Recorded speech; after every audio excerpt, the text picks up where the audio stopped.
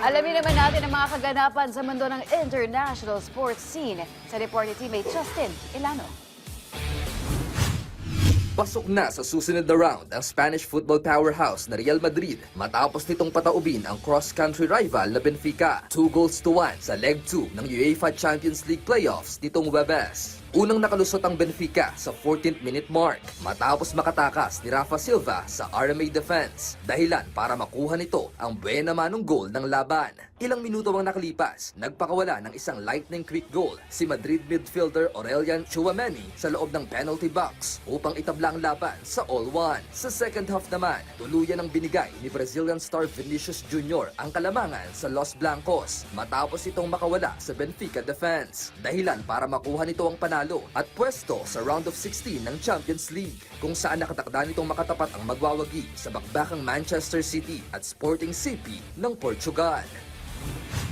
Sa basketball naman, nanaig ang number 1 seed sa Eastern Conference na Detroit Pistons kontra sa league's best record holder na Oklahoma City Thunder 124-116 sa kanilang primetime match-up nitong Huwebes. Sinamantala ng Bad Boy Pistons ang pagkawala ni reigning MVP Shai Gilgeous-Alexander sa pangunguna ng MVP candidate. Pinangunahan ni MVP candidate Kate Cunningham ang Bad Boy Pistons kung saan sinamantala nila ang pagkawala ni reigning MVP Shai Gilgeous-Alexander sa Thunder line up. Nag-iwan ang 24-year-old ng double-double 29 points at 13 assists na sinamahan pa ng 4 rebounds, 3 steals at 3 blocks. Isang magandang performance din ang ginawa ng inside-out duo nitong si Jalen Duren. Hawak ang 29 points, 15 boards at 1 block. Sa panig naman ng reigning champs, kumamada ng 73 combined points ang Thunder starters na sina Jalen Williams, Cason Wallace at Aaron Wiggins habang 20 off-the-bench points ang inambag ni Jared McCain. Ito ang unang paghaharap ng top-seeded teams kung saan dahil sa panalo, umangat na ang kartada ng Pistons sa 43 wins and 14 losses.